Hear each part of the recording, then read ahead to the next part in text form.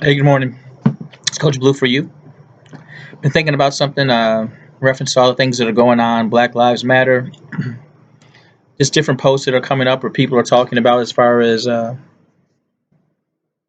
ethnicity and being black and heritage and culture. And this has always been on my mind for a long time, but it's kind of bothering me today, so I wanted to kind of express it. But the two things I'm going to touch upon will be pride and value. Pride and value. Um, you know, every every culture or ethnic group that has been infused with black culture or African culture, wherever you want to call it, has been brainwashed or given a different perspective of that culture that makes them up or that's been infused into their current culture. And that the black culture or African culture, per se, was less than or didn't have any value or wasn't even important to some extent where it's actually been erased or it's not talked about or it's not acknowledged. And what kind of brought that? Not kind of. What brought this up? I was reading a post on Facebook, and it was a repost of a post, and I guess that's what a post is. A repost is a repost of a post. It's kind of like a double, ain't it? Okay. Anyway, it was a repost, and it was from a young fellow who's Dominican, and he said that basically Dominicans aren't black; they're from Spain, and something referencing the devil, and they don't need to associate with black folks. Incredible. Well, there are in every Latino country, and I'm speaking from experience because part of my heritage is Dominican as well, is there is a strong influence from black or African culture in all those uh, uh, all those cultures, Latin American cultures, from Brazil to Mexico to Cuba to Puerto Rico to Dominican Republic to Peru to Colombia. You just pick a country, and there's a strong black influence in those countries. That the folks that are living there today have a black bloodline, especially when we look at the Caribbean as Cuba, Puerto Rico, Dominican Republic. And what people normally see on TV, especially in reference to Cuba, they see Cubans that are very light skinned or almost white. So their assumption is that's what all Cubans look like. That's not. The majority of Cubans that you don't see in Cuba look like you and I that are black or Afro American or whatever you classify yourself, being this shade of color. They look like you and I. You can't tell the difference until they open their mouth and they speak Spanish. Other than that, you wouldn't know. How do I know that? I was there. Same thing in Puerto Rico. There are parts of Puerto Rico. There are lighter skinned Puerto Ricans and there are darker skinned Puerto Ricans. There's a variety. But Latinos, just like black folks, we come in a rainbow of colors from snow white to jet black. So all those cultures, those Latin American cultures, there was a strong black influence, and you can't deny that bloodline. So going back to the post, they deny, and the reason for that, that Dominicans deny the black culture or African culture influence. It's because of the brainwashing. It's because of the non-value of what being black is. It's not it's to diminish the pride and diminish the influence. So they tie heavily to the Spanish culture. Obviously, Spain was one of the not founders but settlers. Spain settled on the island or invaded the island and took it over. So they tie a high allegiance to Spain. Monuments of Spanish conquerors or Spanish officials or what are posted or not posted are all throughout the Dominican Republic. And the lighter your skin is, the more, I guess, pure you are, or more revered you are, or more better position you may have per se, and that runs through almost, unfortunately, black culture. Lighter skin has a different perspective than darker skin, and there's disparity, and people have different perceptions from on that rainbow. But to the point, like I said, in Dominican Republic, they actually deny that. They actually push that away and don't want to accept that they have a heritage of African or blacks. It's predominantly Spain or Spaniards. So it's sad. So I want us to have pride. If you look like this, Have pride in who you are and what your ethnicity is and who makes you what you are today.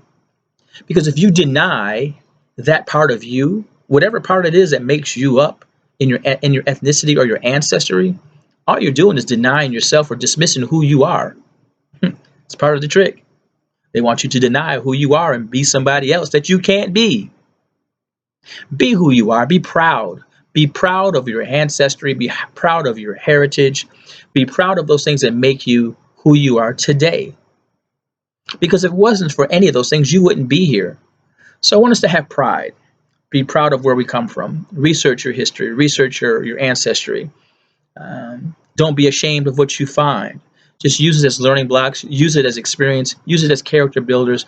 Use it as a tool, a positive tool, not as a hindrance. Next point, real quick, is value. So I've done a value on Black lives don't matter, really don't matter.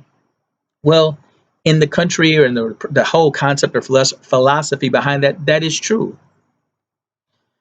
But I want blacks or black Americans throughout the world to really understand, especially for a black man, but for the whole black culture and all, is that there is a lot of value to you that we're blind to, that we don't see.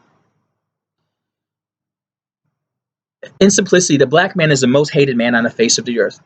Every culture that has a skin tone variance from light to dark, the darker you are, the more negative it is, the worse you have seen off or is viewed, and even in your economic structure, it's bad. India has a caste system. The darker you are, the lower type of wage or more manual type of work you do, and you're on a lower level. The lighter you are, it's on a higher level. That whole stereotype or whole philosophy has been preached here in the United States, especially starting with slavery, that light skins were house niggas, dark skinned folks worked in the field, and there was a rainbow in between, and that's been perpetuated for years. It's perpetuated throughout the whole world because you have other ethnicities. Yeah, everybody wants a tan, they want some color, but they don't want to be black. To the point if they're labeled that or perceived as that, it's ugly. Vietnam or Asia, Southeast Asia, during the Vietnam War, there was a lot of soldiers who were black who end up having children with Vietnamese women and having babies that were black Vietnamese, a mixture of the two. But those families or those kids were treated like dogs, were treated like animals, were treated like less than because of that black culture was mixed into their Vietnamese culture. And that's not just there. That's just a quick example that you could probably refer back to pretty quickly, that they're treated differently or were treated or are treated differently. But that's worldwide. So going back to the value, there is something important. There is something valuable. There is something out there that about a black man or a black person that they don't want you to know about. Think about it. If the whole world is focused on destroying you or making you believe that you have no value or making you believe you are nothing, treating you like you are nothing, for years, hundreds of thousands of years of history, to brainwash you that you're valueless, worthless, there's got to be something to that. Maybe it's because your value is exponential. Maybe because your value is so high that the fear is if you ever or we ever discovered it, it would be very non-beneficial to those who aren't. Think about it this way. A piece of shit is a piece of shit. You don't have to convince somebody that shit is valuable or has importance. Everyone knows this doesn't have any value, and they view it as not having any value. So there's not a whole lot of brainwashing or convincing you need to do this to convince somebody that shit doesn't really have a lot of value. On the flip side, a gold bar. A gold bar has a lot of value. Whatever the dollar value it's worth today, that's the value of a gold bar. But you if you know the value of a gold bar and people are out there trying to convince you that that gold bar is worthless, it has the same value as shit does, and that you don't need it and you need to throw it away or put it to the side because it can't do nothing for you, it's not valuable, it's not economical, it's just worthless, it's a worthless piece of stone, which is equivalent to shit. You have to work a lot harder to convince somebody that gold is not valuable than you do a piece of shit.